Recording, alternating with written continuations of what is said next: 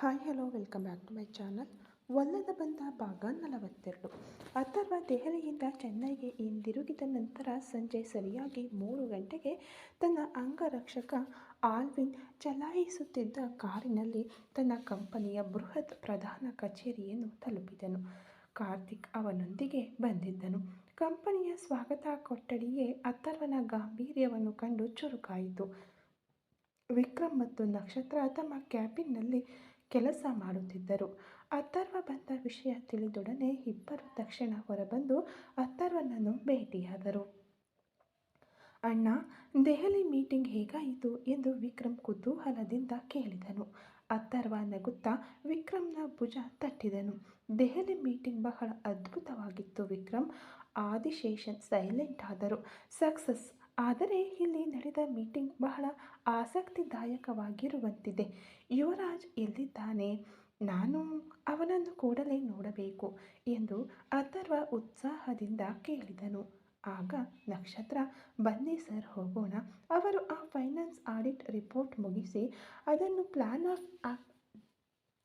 Of action ಆಗಿ ಬದಲಾಯಿಸುತ್ತಿದ್ದಾರೆ.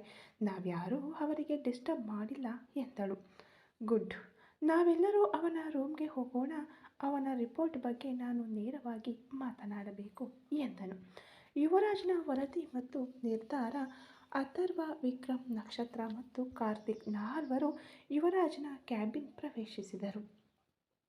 ಯುವರಾಜ್ ಎಂದಿನಂತೆ ತೀವ್ರವಾಗಿ ಕೆಲಸ ಮಾಡುತ್ತಿದ್ದನು. ಅವನ ಮುಂದೆ ಫೈನಾನ್ಸ್ ರಿಪೋರ್ಟ್ನ ಪ್ರಿಂಟ್ಔಟ್ಗಳ ರಾಶಿಯೇ ಇತ್ತು. ಅವರನ್ನು ನೋಡಿದ ಕೂಡಲೇ ಅವನು ಮರ್ಯಾದೆಯಿಂದ ಎದ್ದು ನಿಂತನು. ಹಲೋ ಸರ್, ವೆಲ್ಕಮ್ ಬ್ಯಾಕ್ ಎಂದನು ಯುವರಾಜ್. ಅಥರ್ವ ಗಾಂಭೀರ್ಯದಿಂದ ನಡೆದು ಟೇಬಲ್ ಬಳಿ ಬಂದನು. ಕುಳಿತುಕೊಳ್ಳಿ ಯುವರಾಜ್. ನಾನೀಗ ತಾನೇ ನಿಮ್ಮ ಆಡಿಟ್ ರಿಪೋರ್ಟನ್ನು ಮೇಲ್ನಲ್ಲಿ ನೋಡಿದೆ. 2 ಕೋಟಿ. ಇದು ವಂಚನೆಯಲ್ಲ, ಸೋಮಾರಿತನ ಎಂದು ನೀವು ಹೇಳಿದ್ದೇ ನನ್ನ ಗಮನ ಸೆಳೆಯಿತು. ಫೈನ್. ಡೀಟೇಲ್ಸ್ ಎಲ್ಲವೂ ಬಹಳ ಕ್ಲಿಯರ್ ಆಗಿದೆ ಎಂದನು ವಿಕ್ರಮ್. ಅಣ್ಣ, ಯುವರಾಜ್ ಒಂದೇ ದಿನದಲ್ಲಿ ಯಾಶಿಕಾ ಮಾಡಿದ ಎಲ್ಲ ತಪ್ಪುಗಳನ್ನು ಪತ್ತೆ ಹಚ್ಚಿಬಿಟ್ಟರು ಎಂದು ಉತ್ಸಾಹದಿಂದ ಹೇಳಿದನು. ಅಥರ್ವ ಯುವರಾಜ್ನನ್ನು ನೋಡಿದನು. ನಾನು ಇಷ್ಟು ದೊಡ್ಡ ನಷ್ಟವನ್ನು ಫ್ಯಾಮಿಲಿ ವಿಷಯಕ್ಕಾಗಿ ಇಷ್ಟು ದಿನ ಸಹಿಸಿಕೊಂಡಿದ್ದೇನೆ. ಈಗ ಹೇಳಿ ಯುವರಾಜ್, ನಿಮ್ಮ ಸ್ಟ್ರೈಟ್ ಫಾರ್ವರ್ಡ್ ಐಡಿಯಾ ಏನು? ಈ ಅವ್ಯವಸ್ಥೆಯನ್ನು ಹೇಗೆ ಸರಿಪಡಿಸುತ್ತೀರಿ? ಈಗ ನೀವೇ ಈ ಹಡಗನ್ನು ಮುನ್ನಡೆಸಬೇಕು ಎಂದನು. ಯುವರಾಜ್ ನಿಧಾನವಾಗಿ ತನ್ನ ಕುರ್ಚಿಯಲ್ಲಿ ಕುಳಿತು ಮಾತನಾಡಲಾರಂಭಿಸಿದನು. ಸರ್, ನನ್ನ ಆ್ಯಕ್ಷನ್ ಪ್ಲ್ಯಾನ್ ಬಹಳ ಸಿಂಪಲ್. ಹಳೆಯದನ್ನು ಸರಿಪಡಿಸುವುದಕ್ಕಿಂತ ಹೊಸದಾಗಿ ಒಂದು ಸ್ಟ್ರಾಂಗ್ ಸಿಸ್ಟಮನ್ನು ಇನ್ಸ್ಟಾಲ್ ಮಾಡಬೇಕು. ನಾನು 2 ವಿಷಯಗಳ ಮೇಲೆ ಗಮನ ಹರಿಸಲಿದ್ದೇನೆ. Full reset. ಇನ್ಮುಂದೆ ಪ್ರತಿಯೊಂದು ಪರ್ಚೇಸ್ ಆರ್ಡರ್ ಮತ್ತು ಪ್ರತಿಯೊಂದು ಬಿಲ್ ಕೂಡ 5 ಹಂತದ ಪರಿಶೀಲನೆ ಮೂಲಕವೇ ಹೋಗಬೇಕು. ನಾನು ನಿಮ್ಮ PA Nakshatra, vice president Vikram sir, Karthik ಹಾಗೂ ಅಂತಿಮವಾಗಿ ನೀವು. ಹೀಗೆ ಪ್ರತಿಯೊಂದು ಹಂತದಲ್ಲೂ ಸಹಿ ಹಾಕಬೇಕು. No emotions, only documentation. ಭಾವನೆಗಳಿಲ್ಲ ಬೆಲೆ, ಕೇವಲ ದಾಖಲಾತಿ. Common sense management. ಯಾಶಿಕಾ ಮೇಡಮ್ಗೆ ಟೆಕ್ನಿಕಲ್ ನಾಲೆಜ್ ಇರಲಿಲ್ಲ. ಕೇವಲ ಕ್ಯಾಬಿನ್ನಲ್ಲಿ ಕುಳಿತು ಮ್ಯಾನೇಜ್ ಮಾಡಲು ಪ್ರಯತ್ನಿಸಿದರು. ನಾನು ಪ್ರತಿದಿನ 1 ಗಂಟೆ ಸೈಟ್ ವಿಸಿಟ್ ಹೋಗುತ್ತೇನೆ. ಫೀಲ್ಡ್ ಮತ್ತು ಆಫೀಸ್ ನಡುವೆ ಯಾವುದೇ ಗ್ಯಾಪ್ ಇರಬಾರದು. ಈ ನಷ್ಟ 2 ಕೋಟಿ ಆಗಿರುವುದಕ್ಕೆ ನಾನು ಹೊಣೆಯಾಗಲಾರೆ. ಆದರೆ ಇನ್ಮುಂದೆ 1 ಪೈಸೆ ಕೂಡ ಮಿಸ್ ಆಗದಂತೆ ನೋಡಿಕೊಳ್ಳುತ್ತೇನೆ ಎಂದ. ಯುವರಾಜ್ನ ದೃಢತೆ ಮತ್ತು ಪ್ರಾಯೋಗಿಕ ವಿಧಾನ ಅಥರ್ವನನ್ನು ಬಹಳವಾಗಿ ಆಕರ್ಷಿಸಿತು. ಅಥರ್ವ ಮೇಜಿನ ಮೇಲೆ ಕೈಯೂರಿ ಮುಂದಕ್ಕೆ ಬಾಗಿದನು. ನೈಸ್ ಯುವರಾಜ್, ನನಗೆ ಈ ಲೀಡರ್ಶಿಪ್ ಕ್ವಾಲಿಟಿಯೇ ಬೇಕಾಗಿತ್ತು. ನೀವು ಹೇಳಿದ ಪ್ರೊಸೀಜರ್ ನನಗೆ ಬಹಳ ಇಷ್ಟವಾಗಿದೆ. ವಿಕ್ರಮ್, ನಕ್ಷತ್ರ, ನೀವಿಬ್ಬರೂ ಇವರಿಗೆ 100% ಸಪೋರ್ಟ್ ಕೊಡಬೇಕು. ಯಾವುದೇ ಇಂಟರ್ನಲ್ ಪಾಲಿಟಿಕ್ಸ್ ಇರಬಾರದು ಅಂದನು. ಖಂಡಿತ ಸರ್, ಯುವರಾಜ್ ಅವರ ಐಡಿಯಾಗಳು ಬಹಳ ಕ್ಲಿಯರ್ ಆಗಿವೆ ಎಂದಳು ನಕ್ಷತ್ರ. ಆಗಲೇ ನಕ್ಷತ್ರಳಲ್ಲೂ ಒಂದು ಉತ್ಸಾಹವನ್ನು ಅಥರ್ವ ಗಮನಿಸಿದನು. ಗುಡ್ ಯುವರಾಜ್, ನಿಮ್ಮ ಮೊದಲ ಯಶಸ್ಸನ್ನು ನಾನು ಅಫಿಷಿಯಲ್ ಆಗಿ ರೆಕಗ್ನೈಸ್ ಮಾಡಲು ಬಯಸುತ್ತೇನೆ. Welcome to Varman construction. ಇನ್ಮುಂದೆ ಕಂಪನಿಯಲ್ಲಿರುವ ಯಾರೂ ನಿಮ್ಮ ಅಧಿಕಾರವನ್ನು ಪ್ರಶ್ನಿಸುವಂತಿಲ್ಲ ಎಂದನು. ಅಥರ್ವನ ಅಚ್ಚರಿಯ ರಹಸ್ಯ. ಅಥರ್ವನ ಪ್ರಶಂಸೆ ಯುವರಾಜನನ್ನು ಉತ್ಸಾಹಗೊಳಿಸಿದರೂ ಅವನ ಮನಸ್ಸಿನ ಮೂಲೆಯಲ್ಲಿ ಒಂದು ಪ್ರಶ್ನೆ ಕೊರೆಯುತ್ತಲೇ ಇತ್ತು. ತುಂಬ ಧನ್ಯವಾದಗಳು ಸರ್, ಆದರೆ ನನಗೊಂದು ಸಣ್ಣ ಅನುಮಾನವಿದೆ ಅಂದ. ಕಣ್ಣುಗಳಲ್ಲೇ ಮುಂದುವರಿಸುವಂತೆ ಹೇಳಿದ ಅಥರ್ವ. ಹೇಳಿ ಯುವರಾಜ್, ಏನು ಅನುಮಾನ ಎಂದನು.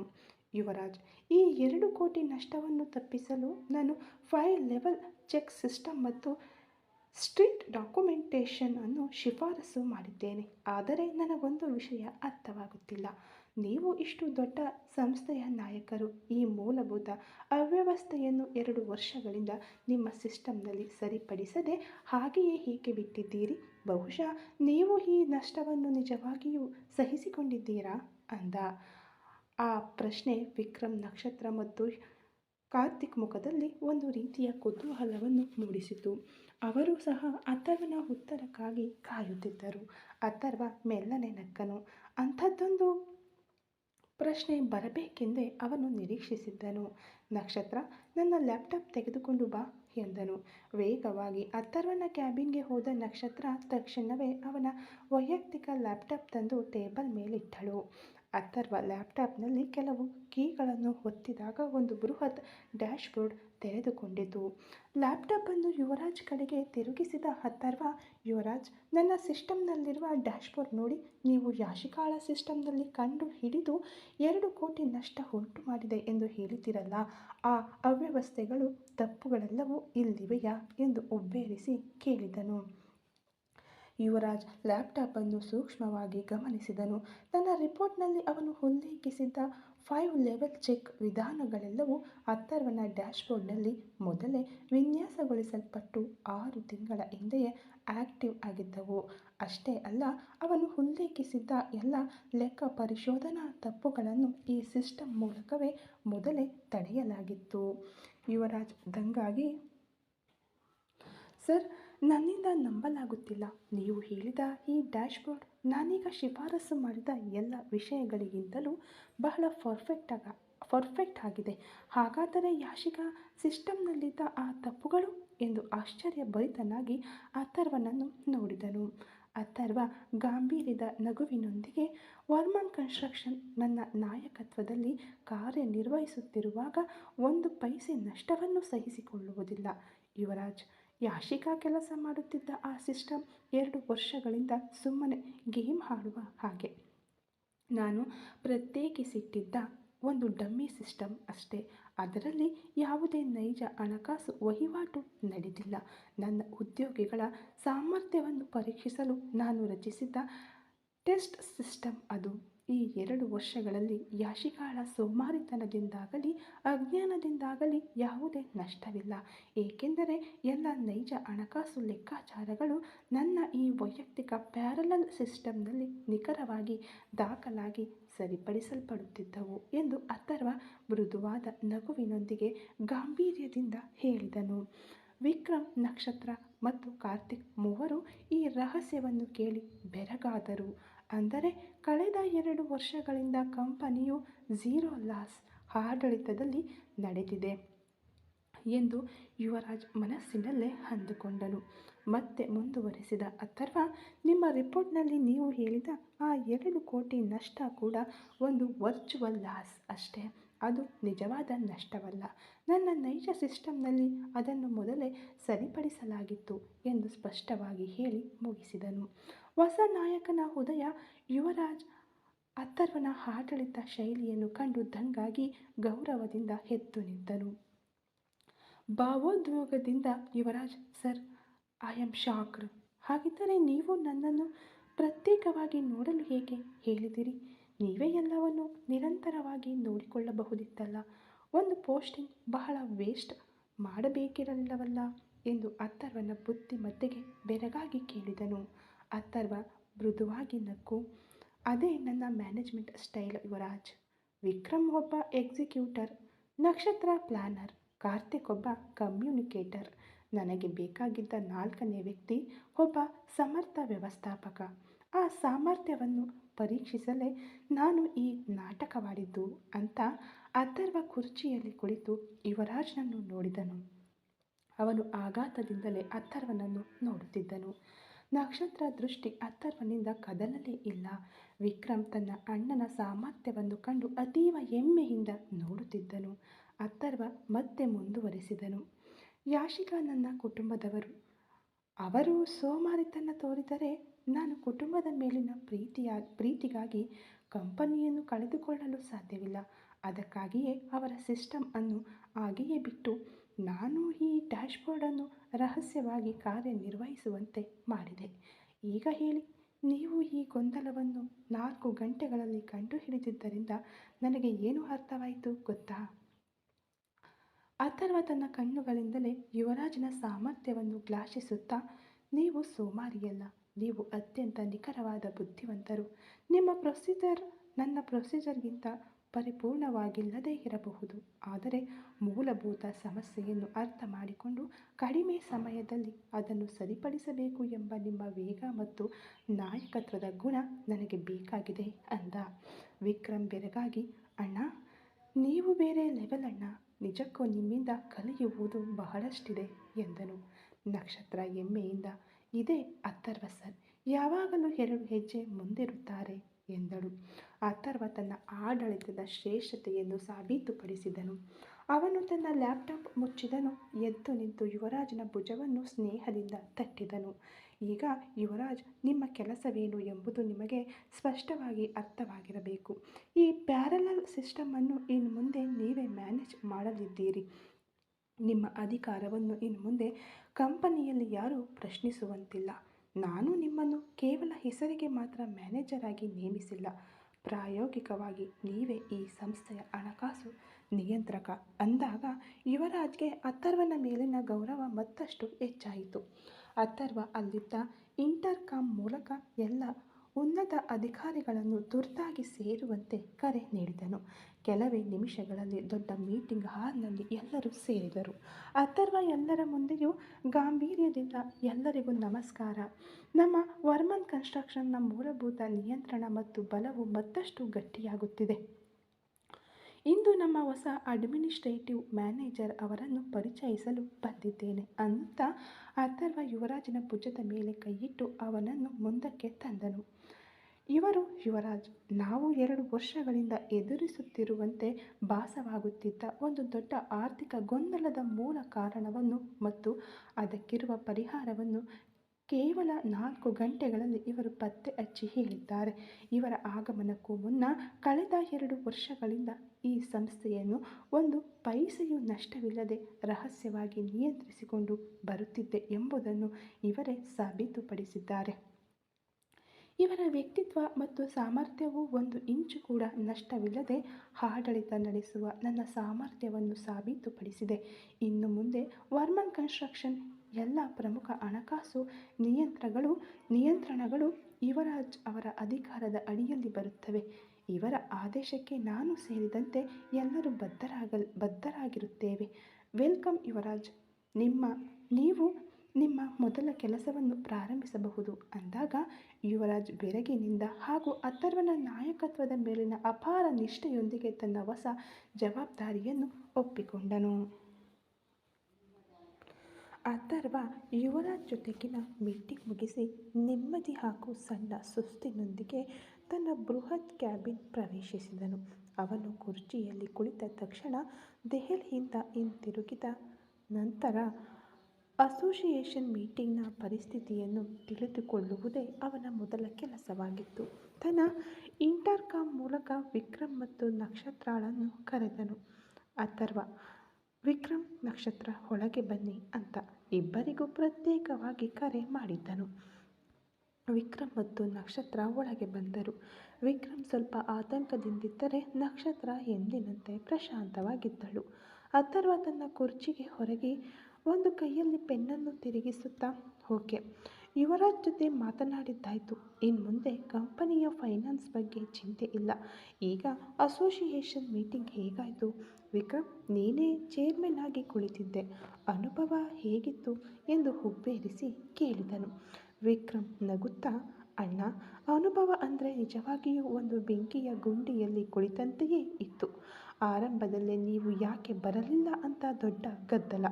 ಆಮೇಲೆ ನೀವು ಹೇಳಿದಂತೆಯೇ ನನ್ನ ಜವಾಬ್ದಾರಿ ಕೇವಲ ತಾತ್ಕಾಲಿಕ, ನಿಮ್ಮ ನಿರ್ಧಾರವೇ ಅಂತಿಮ ಅಂತ ಹೇಳಿ ಕೈಕಟ್ಟಿ ನಿಂತುಬಿಟ್ಟೆ ಅನ್ನುವಾಗ ನಕ್ಷತ್ರಾಳನ್ನು ಕಡೆಗಣ್ಣಿನಿಂದ ನೋಡಿ ವಿಕ್ರಮ್ನನ್ನು ನೇರವಾಗಿ ನೋಡಿದ. ಅಥರ್ವ: ಅದು ಸರಿ, ಆಮೇಲೆ ವ್ಯವಹಾರಕ್ಕೆ ಸಂಬಂಧಿಸಿದ ಮುಖ್ಯ ಚರ್ಚೆಗಳು ಹೇಗಾಯಿತು? ನಿನ್ನಿಂದ ನಿಭಾಯಿಸಲು ಸಾಧ್ಯವಾಯಿತಾ ಎಂದನು. ಮೀಟಿಂಗ್ನಲ್ಲಿ ಎದುರಾದ ಸಂಕೀರ್ಣ ಪ್ರಶ್ನೆಗಳು, ನಕ್ಷತ್ರ ತಕ್ಕ ಸಮಯಕ್ಕೆ ನೀಡಿದ ಸುಳಿವುಗಳು, ತಾನು ನೀಡಿದ ನಿಖರವಾದ ಉತ್ತರಗಳು ಎಲ್ಲವನ್ನು ವಿಕ್ರಮ್ ಆಶ್ಚರ್ಯ ಮತ್ತು ಹೆಮ್ಮೆಯಿಂದ ಸಂಕ್ಷಿಪ್ತವಾಗಿ ವಿವರಿಸಿದನು. ನಕ್ಷತ್ರ ಅಥರ್ವನನ್ನು ನೋಡಿ, ವಿಕ್ರಮ್ ಸರ್, ತುಂಬ ಚೆನ್ನಾಗಿ ಮಾತನಾಡಿದರು ಸರ್. ನಿಮ್ಮ ಹಣಕಾಸು ತಂತ್ರಗಳು ಮತ್ತು ನಿಯಮಗಳು ಅವರಿಗೆ ಬೆಂಬಲವಾಗಿತ್ತು. ಎಲ್ಲರೂ ಅವರ ಮಾತನ್ನು ಒಪ್ಪಿಕೊಂಡರು. ಅದಕ್ಕಾಗಿಯೇ ಅಲ್ಲಿಂದ ನಿಮಗೆ ಕರೆ ಮಾಡಲಿಲ್ಲ ಎಂದು ವಿಕ್ರಮ್ನನ್ನು ನೋಡಿ ನಗುತ್ತಾ ಹೇಳಿದಳು. ಅಥರ್ವ ತಲೆಯಾಡಿಸಿದನು. ಆಮೇಲೆ ಸರ್, ವಿಷ್ಣುಪ್ರಸಾದ್ ಸರ್ ಎಂದು ನಕ್ಷತ್ರ ಆರಂಭಿಸುವಾಗಲೇ ಆ ಸಮಸ್ಯೆಯನ್ನು ಮುಚ್ಚಿಡಲು ವಿಕ್ರಮ್ ಪ್ರಯತ್ನಿಸುತ್ತಿದ್ದನು. ಅವನು ಕಣ್ಣುಗಳಲ್ಲೇ ನಕ್ಷತ್ರಗೆ ಕಂಡು ಕಾಣದಂತೆ ಇರು ಎಂದು ಸನ್ನೆ ಮಾಡಿದನು. ನಕ್ಷತ್ರಗೆ ಅರ್ಥವಾಗದೆ ನೋಡಿದಳು. ವಿಕ್ರಮ್ನ ಕಳ್ಳನೋಟ ಮತ್ತು ಅವನು ನಕ್ಷತ್ರಗೆ ಸನ್ನೆ ಮಾಡುವುದನ್ನು ಗಮನಿಸಿದ ಅಥರ್ವ, ಏನು ಸಮಸ್ಯೆ ನಕ್ಷತ್ರ ಎಂದನು. ನಕ್ಷತ್ರ ಬಾಯಿ ತೆರೆದು ಉತ್ತರಿಸುವ ಮುನ್ನ ಅದನ್ನು ತಪ್ಪಿಸುವ ರೀತಿಯಲ್ಲಿ, ಅಣ್ಣ, ಅದಾಗೇನಿಲ್ಲ, ಅವರು ಮೀಟಿಂಗಿಗೆ ಬಂದಿದ್ದರು, ಅತ್ತಿಗೆ ಅದನ್ನೇ ಹೇಳಲು ಬರುತ್ತಿದ್ದಾರೆ ಎಂದು ನಿಭಾಯಿಸಲು ವಿಕ್ರಮ್ ಯತ್ನಿಸಿದನು. ಸ್ವಲ್ಪ ಹೊತ್ತು ನೀನು ಸುಮ್ಮನಿರೋ, ನಿನ್ನನ್ನು ಕೇಳಿದಾಗ ನೀನು ಉತ್ತರಿಸು ಎಂದವನು ನಕ್ಷತ್ರಾಳನ್ನು ನೋಡಿ, ನೀನು ಹೇಳು ನಕ್ಷತ್ರ ಎಂದನು ಅಥರ್ವ. ಸರ್, ಒಂದು ಮುಖ್ಯವಾದ ವಿಷಯ ನಡೆಯಿತು. ವಿಷ್ಣುಪ್ರಸಾದ್ ಸರ್ ಮೀಟಿಂಗ್ನಲ್ಲಿ ಎದ್ದು ನಿಂತು ಸಾಂಬ್ರೋಸ್ ಪ್ರಾಜೆಕ್ಟ್ನಲ್ಲಿ ಭ್ರಷ್ಟಾಚಾರ ನಡೆದಿದೆ ಅಂತ ನಿಮ್ಮ ಬಗ್ಗೆ ತುಂಬ ತಪ್ಪಾಗಿ ಮಾತನಾಡಿದರು ಎಂದು ಅವಳು ಪೂರ್ತಿಯಾಗಿ ಮುಗಿಸುವ ಮುನ್ನವೇ ವಿಕ್ರಮ್ ನಕ್ಷತ್ರಾಳನ್ನು ನೋಡಿ ಕೋಪದಿಂದ ತಲೆಯಾಡಿಸಿದನು. ಯಾಕೆ ಇದನ್ನೆಲ್ಲ ಈಗ ಹೇಳ್ತಿದ್ದೀರಾ ಎಂದು ಅವನ ಮುಖಭಾವ ಹೇಳುತ್ತಿತ್ತು. ಅಥರ್ವನ ಮುಖದಲ್ಲಿ ಯಾವುದೇ ಚಲನೆ ಇಲ್ಲದೆ ಆಮೇಲೆ ಎಂದನು, ಯಾವುದೋ ಕತೆ ಕೇಳುವಂತೆ. ವಿಕ್ರಮ್ ಸರ್ ಅವರಿಗೆ ಸರಿಯಾದ ತಿರುಗೇಟು ಕೊಟ್ಟರು. ಆದರೆ ಮೀಟಿಂಗ್ ಮುಗಿದು ಲಿಫ್ಟ್ನಲ್ಲಿ ಬರುವಾಗ ವಿಷ್ಣುಪ್ರಸಾದ್ ಸರ್ ನನ್ನನ್ನು ಸಾಧಾರಣ PA ಅಂತ ಹೇಳಿ ಕಿರುಕುಳ ಕೊಡಲು ಶುರು ಮಾಡಿದರು ಎಂದು ಅವಳು ಹೇಳುವಾಗಲೇ ವಿಕ್ರಮ್ ಆಘಾತದಿಂದ ಎಬ್ಬುಗಟ್ಟಿ ಹೋದನು. ಅಯ್ಯಯ್ಯೋ, ಇದನ್ನು ಯಾಕೆ ಅತ್ತಿಗೆ ಹೇಳ್ತಿದ್ದಾರೆ ಎಂದು ಮನಸ್ಸಿನಲ್ಲೇ ಒದ್ದಾಡಿದವನಿಗೆ ಯಾವ ಗೋಡೆಗೆ ತಲೆ ಚೆಚ್ಚಿಕೊಳ್ಳಲಿ ಅನ್ನಿಸುವಂತಿತ್ತು. ಇನ್ನೂ ಬಿಟ್ಟರೆ ಕಷ್ಟ ಎಂದುಕೊಂಡವನು ಮೆಲ್ಲನೆ ಮಧ್ಯಪ್ರವೇಶಿಸಿ, ಅಣ್ಣ, ಅಲ್ಲಿ ಒಂದು ಸಣ್ಣ ಜಗಳ ಆಯಿತು ಅಷ್ಟೇ, ನಾನು ಸುಮ್ಮನೆ ಒಂದು ಮಾತು ಅಂದೆ ಅನ್ನುವಷ್ಟರಲ್ಲಿ ನಕ್ಷತ್ರ ವಿಕ್ರಮ್ನನ್ನು ತಡೆದು ದೃಢವಾಗಿ, ವಿಕ್ರಮ್ ಸರ್ ಅವರ ಮೇಲೆ ಕೈ ಮಾಡಿಬಿಟ್ಟರು ಸರ್. ವಿಷ್ಣುಪ್ರಸಾದ್ ಮೂಗಿನಲ್ಲಿ ರಕ್ತ ಬಂತು, ವಿಕ್ರಮ್ ಸರ್ ಬಾಯಿಗೂ ಪೆಟ್ಟಾಯಿತು ಎಂದವಳು ಇವರ ಮದುವೆಯ ಬಗ್ಗೆ ವಿಕ್ರಮ್ ಮಾತನಾಡಿದ್ದನ್ನು ಮಾತ್ರ ಮುಚ್ಚಿಟ್ಟಳು. ಎಲ್ಲವನ್ನೂ ಅಥರ್ವ ತಾಳ್ಮೆಯಿಂದ ಕೇಳಿಸಿಕೊಂಡನು. ಸಾಮಾನ್ಯವಾಗಿ ಇಂಥ ಘಟನೆಗಳನ್ನು ಕೇಳಿದರೆ ಅವನು ಕೆಂಡಾಮಂಡಲವಾಗುತ್ತಿದ್ದ. ವಿಕ್ರಮ್ ಭಯದಿಂದ ತಲೆ ತಗ್ಗಿಸಿದನು. ಕೆಲವು ಕ್ಷಣಗಳ ಕಾಲ ಅಲ್ಲಿ ಮೌನ ಆವರಿಸಿತ್ತು. ವಿಕ್ರಮ್ನ ಹೃದಯ ವೇಗವಾಗಿ ಬಡಿದುಕೊಳ್ಳುತ್ತಿತ್ತು. ವಿಕ್ರಮ್ ಮೆಲ್ಲನೆ, ಅಣ್ಣ, ಸಾರಿ, ಅವರು ನನ್ನ ಅತ್ತಿಗೆಯ ಬಗ್ಗೆ ತಪ್ಪಾಗಿ ಮಾತನಾಡಿದ್ದರಿಂದ ನನಗೆ ಕೋಪ ಬಂತು ಎಂದು ಸಣ್ಣ ದನಿಯಲ್ಲಿ ಹೇಳಿದನು. ಅಥರ್ವ ತನ್ನ ಕೈಯಲ್ಲಿದ್ದ ಪೆನ್ನನ್ನು ಮೇಜಿನ ಮೇಲಿಟ್ಟು ಕೂಲಾಗಿ ನಕ್ಕನು. ರಿಲ್ಯಾಕ್ಸ್ ವಿಕ್ರಮ್, ನಾನು ದೆಹಲಿಯಲ್ಲೇ ಮೇನ್ ಸ್ವಿಚ್ ಆಫ್ ಮಾಡಿಬಿಟ್ಟು ಬಂದಿದ್ದೀನಿ. ಈಗ ಬೇರೆ ಯಾವ ಬಲ್ಬ್ ಕೂಡ ಉರಿಯಲ್ಲ. ಇವತ್ತಿಗೆ ಮುಗೀತು. ಇನ್ನು ಮುಂದೆ ಆ ವಿಷ್ಣುವಿನಿಂದ ಯಾವ ಪ್ರಾಬ್ಲಮ್ ಬರಲ್ಲ. ಸೊ ಚಿಂತೆ ಬಿಡು. ವಿಷ್ಣುವಿನ ಬಗ್ಗೆ ನಿನಗೆ ಗೊತ್ತಿಲ್ವಾ? ಅವನೊಬ್ಬ ಸೈಕೋ. ಅವನನ್ನು ಅವನ ಅಪ್ಪನೇ ಅಡಗಿಸುತ್ತಾನೆ. ನೀನು ನಿನ್ನ ದಾರಿಯಲ್ಲಿ ಹೋಗು. ನಮ್ಮ ಕಂಪನಿಯನ್ನು ಇಂಪ್ರೂವ್ ಮಾಡುವುದು ಮಾತ್ರ ನಮ್ಮ ಕೆಲಸ ಎಂದನು. ವಿಕ್ರಮ್ಗೆ ನೆಮ್ಮದಿಯಾಯಿತು. ಆದರೆ ಮುಂದಿನ ಮಾತು ಅವನನ್ನು ಸ್ತಂಭೀಭೂತನನ್ನಾಗಿ ಮಾಡಿತು. ಅಥರ್ವ ತಕ್ಷಣವೇ ನೆಟ್ಟಗೆ ಕುಳಿತನು. ಅವನ ಕಣ್ಣುಗಳು ತೀಕ್ಷ್ಣವಾದವು. ವಿಕ್ರಮ್, ನೀನು ಅಸೋಸಿಯೇಷನ್ ಮೀಟಿಂಗ್ನಲ್ಲಿ ನನ್ನ ಸಿಂಹಾಸನವನ್ನು ನಿಭಾಯಿಸಿದ ರೀತಿಯನ್ನು ನೋಡಿದೆ. ಇನ್ನು 1 ತಿಂಗಳಲ್ಲಿ ನಿನ್ನನ್ನು ನಮ್ಮ ವರ್ಮನ್ ಗ್ರೂಪ್ನ CEO ಆಗಿ ಘೋಷಿಸಲಿದ್ದೇನೆ. ಇನ್ಮುಂದೆ ಕಂಪನಿಯ ಎಲ್ಲ ಆಡಳಿತವನ್ನು ನೀನೇ ನೋಡಿಕೊಳ್ಳಬೇಕು ಎಂದು ಸಾಧಾರಣವಾಗಿ ಹೇಳಿದನು. ಇದನ್ನು ಕೇಳಿ ಬೆಚ್ಚಿ ಬಿದ್ದ ವಿಕ್ರಮ್ ಕುರ್ಚಿಯಿಂದ ಎದ್ದು, ಅಣ್ಣ ಬೇಡ, ನಾನು ಅಷ್ಟೊಂದು ಯೋಗ್ಯನಲ್ಲ. 2 ಜವಾಬ್ದಾರಿಯನ್ನು ನೀವೇ ಅಲ್ವಾ ನೋಡ್ಕೋತಿದ್ರಿ, ನನಗೆ ಅಷ್ಟು ದೊಡ್ಡ ಜವಾಬ್ದಾರಿ ಬೇಡ ಎಂದನು. ವಿಕ್ರಮ್ ತನ್ನ ಅರ್ಹತೆಯನ್ನು ಕಡಿಮೆ ಮಾಡಿಕೊಂಡದ್ದು ಅಥರ್ವನಿಗೆ ಕೋಪ ತರಿಸಲಿಲ್ಲ. ಬದಲಾಗಿ ಅವನು ಎದ್ದು ಬಂದು ವಿಕ್ರಮ್ನ ಹೆಗಲ ಮೇಲೆ ಕೈ ಇಟ್ಟನು. ಅಥರ್ವ ದೃಢವಾಗಿ ಮತ್ತು ಪ್ರೀತಿಯಿಂದ, ಹೇ, ವರ್ಮನ್ ಕುಟುಂಬ ಯಾವತ್ತೂ ಬೇರೆಯಾಗಿಲ್ಲ. ಅಥರ್ವ ವರ್ಮನ್, ವಿಕ್ರಮ್ ವರ್ಮನ್ ಇಬ್ಬರ ರೂಪ ಬೇರೆಯಾಗಿದ್ದರೂ ಭಾವನೆಗಳು ಮತ್ತು ಜೀವ ಒಂದಾಗೇ ಇರಬೇಕು. ನಾನು MD, ನನ್ನ ತಮ್ಮ CEO ಆಗಿರಬೇಕು. ನಾವಿಬ್ಬರೂ ಸೇರಿ ನಮ್ಮ ಕಂಪನಿಯನ್ನು ಮುಂದಕ್ಕೆ ತರೋಣ. ನಿನಗೆ ಯುವರಾಜ್, ನಕ್ಷತ್ರ, ಕಾರ್ತಿಕ್ ಎಲ್ಲರೂ ಪೂರ್ಣ ಬೆಂಬಲ ಕೊಡುತ್ತಾರೆ ಎಂದನು. ವಿಕ್ರಮ್ ತನ್ನ ಅಣ್ಣನ ನಂಬಿಕೆಯನ್ನು ಕಂಡು ಭಾವುಕನಾಗಿ ಆ ಜವಾಬ್ದಾರಿಯನ್ನು ಹೊರಲು ಸಿದ್ಧನಾದನು. ಅಥರ್ವ ಈಗ ನಕ್ಷತ್ರ ಕಡೆ ತಿರುಗಿ ನೋಡಿದನು. ಅವಳಲ್ಲಿ ಅಡಗಿರುವ ಪ್ರತಿಭೆಯನ್ನು ಕೇವಲ ಒಂದು PA ಸ್ಥಾನಕ್ಕೆ ಕಟ್ಟಿಹಾಕಿರುವುದು ಅವನ ಮನಸ್ಸನ್ನು ಸುಡುತ್ತಿತ್ತು. ಅವಳನ್ನು ತನ್ನ ಪತ್ನಿಯನ್ನಾಗಿಸಿಕೊಳ್ಳುವ ಮುನ್ನ ಅವಳ ಕನಸುಗಳಿಗೆ ಜೀವ ತುಂಬಲು ಅವನು ಬಯಸಿದ್ದನು. ಈಗಾಗಲೇ ಅವನು ನಿರ್ಧರಿಸಿದ್ದಂತೆ ಈಗ ಅವಳ ಪ್ರತಿಭೆಗೆ ಒಂದು ಟಾಸ್ಕ್ ಕೊಡಲು ತಯಾರಾದನು. ತನ್ನ ಪ್ರೇಮದ ಮನಸ್ಸನ್ನು ಬದಿಗಿಟ್ಟು ಮತ್ತೆ ವೃತ್ತಿಪರ ಧ್ವನಿಗೆ ಬದಲಾದನು. ನಕ್ಷತ್ರ, ನೀನು ಅಸೋಸಿಯೇಷನ್ ಮೀಟಿಂಗ್ನಲ್ಲಿ ವಿಕ್ರಮ್ಗೆ ಕೊಟ್ಟ ಬೆಂಬಲ, ಆಮೇಲೆ ವಿಷ್ಣು ಪ್ರಸಾದ್ ಮೇಲೆ ವಿಕ್ರಮ್ ಕೈ ಮಾಡಿದ ಬಗ್ಗೆ ಸತ್ಯವನ್ನು ಮುಚ್ಚಿಡದೆ ನನ್ನ ಬಳಿ ಹೇಳಿದ ಧೈರ್ಯ, ಇದನ್ನು ನಾನು ಮೆಚ್ಚುತ್ತೇನೆ. ನಿನ್ನ ಬುದ್ಧಿವಂತಿಕೆ ನನ್ನ ಎಲ್ಲ ಕೆಲಸಗಳಿಗೂ ಇನ್ಮುಂದೆ ತುಂಬ ಅಗತ್ಯವಿದೆ ಎಂದನು. ನಕ್ಷತ್ರ ತಲೆಯಾಡಿಸಿದಳು. ಧನ್ಯವಾದ ಸರ್, ನನ್ನ ಕೆಲಸವೇ ಅದು ಎಂದಳು ಗೌರವದಿಂದ. ಈಗ ಒಂದು ಮುಖ್ಯವಾದ ವಿಷಯ. ಅವನು ಮೇಜಿನ ಮೇಲಿದ್ದ ಒಂದು ದೊಡ್ಡ ಫೈಲನ್ನು ತೆಗೆದು ಮುಂದಿಟ್ಟನು. ಇದೊಂದು ಅತ್ಯಂತ ಮುಖ್ಯವಾದ ಪ್ರಾಜೆಕ್ಟ್. ನಮ್ಮ ಕಂಪನಿಯ ಇತಿಹಾಸದಲ್ಲೇ ಅತಿ ದೊಡ್ಡ ಪ್ರಾಜೆಕ್ಟ್ ಇದು. ಚೆನ್ನೈ ನಗರದ ಮಧ್ಯಭಾಗದಲ್ಲಿ ವರ್ಮನ್ ಡ್ರೀಮ್ಸ್ ಮಾಲ್ ನಿರ್ಮಾಣವಾಗಲಿದೆ ಎಂದನು. ಇದನ್ನು ಕೇಳಿ ಅವಳಲ್ಲಿದ್ದ ಆರ್ಕಿಟೆಕ್ಟ್ ಮೆದುಳು ಚುರುಕುಗೊಂಡು ಕಣ್ಣುಗಳು ಪ್ರಕಾಶಿಸಿದವು. ಮಾಲ್ ಕಾನ್ಸೆಪ್ಟ್ ಸೂಪರ್ ಆಗಿರುತ್ತೆ ಸರ್ ಎಂದಳು. ಸಂತೋಷದ ಜೊತೆಯಲ್ಲೇ ಅವಳ ಮನಸ್ಸು ಒಂದು ನೋವನ್ನು ಅನುಭವಿಸಿತು. ಅವಳು ಎಷ್ಟೆಲ್ಲ ಕನಸುಗಳೊಂದಿಗೆ ಓದಿದ್ದಳು, ಆದರೆ ಸಂಬಂಧವೇ ಇಲ್ಲದೆ PA ಆಗಿರುವುದು ಅವಳಿಗೆ ನೋವು ತರಿಸುತ್ತಿತ್ತು. ಈಗಲೂ ಆ ಪ್ರಾಜೆಕ್ಟ್ ಬಗ್ಗೆ ನೋಟ್ಸ್ ತೆಗೆದುಕೊಳ್ಳಲು ಮಾತ್ರ ಹೇಳುತ್ತಿದ್ದಾನೆ. ನನ್ನ ಕೆಲಸ ಬರೀ PA ಆರ್ಕಿಟೆಕ್ಟ್ ಕೆಲಸ, ಇನ್ನು ಕೇವಲ ನನಸು ಮಾತ್ರ ಎಂದುಕೊಳ್ಳುತ್ತಾ ಅವಳ ಕಣ್ಣುಗಳಲ್ಲಿ ನೀರು ತುಂಬಿಕೊಂಡಿತು. ಅದನ್ನು ಕಷ್ಟಪಟ್ಟು ನಿಯಂತ್ರಿಸಿಕೊಂಡು ನೋಟ್ಸ್ ಬರೆದುಕೊಳ್ಳಲು ತಯಾರಾದಳು. ಡೀಟೇಲ್ಸ್ ಹೇಳಿ ಸರ್, ನಾನು ನೋಟ್ಸ್ ಮಾಡ್ಕೋತೀನಿ ಎಂದಳು. ಅವಳ ಧ್ವನಿ ಗದ್ಗದಿತವಾಗಿತ್ತು. ಅವಳನ್ನು ನೋಡಿ ಸಣ್ಣದಾಗಿ ನಕ್ಕು ಮಾಲ್ ಬಗ್ಗೆ ವಿವರಿಸಲು ಆರಂಭಿಸಿದನು ಅಥರ್ವ. ಇದು ಕೇವಲ ಶಾಪಿಂಗ್ ಮಾಲ್ ಅಲ್ಲ ನಕ್ಷತ್ರ, 20 ಲಕ್ಷ ಚದರ ಅಡಿಗೂ ಹೆಚ್ಚಿರಲಿದೆ. ಇದರಲ್ಲಿ ಏಷ್ಯಾದಲ್ಲೇ ಅತಿ ದೊಡ್ಡ ಇಂಡೋರ್ ಥೀಮ್ ಪಾರ್ಕ್, ಹಾಗೆ ಪ್ರತಿಯೊಂದು ಫ್ಲೋರ್ ಕೂಡ ಪ್ರತಿಯೊಂದು ದೇಶದ ವಿನ್ಯಾಸದಲ್ಲಿರಬೇಕು. ಇದಕ್ಕಿಂತ ಮುಖ್ಯವಾಗಿ ಒಂದು ಆರ್ಟ್ ಆ್ಯಂಡ್ ಲಿಟರೇಚರ್ ಕಾರ್ನರ್ ಬೇಕು. ಶಾಂತವಾದ ಪರಿಸರದಲ್ಲಿ ಕಾಫಿ ಶಾಪ್ ಜೊತೆಗೆ ಒಂದು ಪುಟ್ಟ ಲೈಬ್ರರಿ, ಲೇಖಕರು ಬಂದು ಮಾತನಾಡಲು ಒಂದು ವೇದಿಕೆ. ಈ ಮಾಲ್ಗೆ ಒಂದು ಜೀವವಿರಬೇಕು. ಅದನ್ನೆಲ್ಲ ಬೆಸೆಯುವ ಡಿಸೈನ್ ನಿನ್ನಿಂದಲೇ ಬರಬೇಕು ಎಂದನು. ಅದನ್ನು ಕೇಳಿ ಅವಳ ಹೃದಯ ಅತಿ ವೇಗವಾಗಿ ಬಡಿಯಲಾರಂಭಿಸಿತು. ಇದನ್ನು ಅವಳು ನಿರೀಕ್ಷಿಸಿಯೇ ಇರಲಿಲ್ಲ. ಈಗ ಅವಳ ಮನಸ್ಸೆಲ್ಲ ಒಂದು ರೀತಿಯ ಸುಂದರವಾದ ಹಿತವಾದ ಭಾವನೆ ಆವರಿಸಿತು. ಅವಳ ಭಾರವೆಲ್ಲ ಇಳಿದು ಹೋದಂತೆ ಅವಳ ಮನಸ್ಸು ಹಗುರವಾಯಿತು. ನಕ್ಷತ್ರ ಉತ್ಸಾಹದಿಂದ, ಸರ್, ಇದು ನನ್ನ ಡ್ರೀಮ್ ಪ್ರಾಜೆಕ್ಟ್ ತರಹವೇ ಇದೆ. ನನ್ನಿಂದ ಸಾಧ್ಯ. ನಾನು ಈಗಲೇ ಒಂದು ಸಂಪೂರ್ಣ ಕಾನ್ಸೆಪ್ಟ್ ನಕ್ಷೆ ಮತ್ತು 3D ಲೇಔಟ್ ಅನ್ನು ರೆಡಿ ಮಾಡಿಕೊಂಡು ಬರ್ತೀನಿ. ಇವತ್ತು ರಾತ್ರಿಯೇ ಕುಳಿತು ಮುಗಿಸ್ತೀನಿ ಎಂದಳು ಭಾವಪರವಶಳಾಗಿ. ಅಥರ್ವ ಒಮ್ಮೆಲೆ ನಕ್ಕವನು, ಬೇಡ ನಕ್ಷತ್ರ, 1 ವಾರ 1 ರಾತ್ರಿ ಇದೆಲ್ಲ ತುಂಬ ಜಾಸ್ತಿ ಎಂದನು.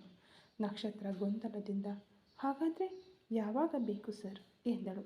ಅಥರ್ವ ಮೇಜನ್ನು ತಟ್ಟಿ ಅವಳಿಗೆ ಎದುರಿಗಿದ್ದ ಕುರ್ಚಿಯನ್ನು ತೋರಿಸಿದನು. ಈಗ ಇಲ್ಲಿಯೇ, ನೀನು ಬೇರೆಲ್ಲೂ ಹೋಗೋದು ಬೇಡ. ನಾನು ನಿನಗೆ ಫೈಲ್ಗಳನ್ನು ಕೊಡ್ತೀನಿ.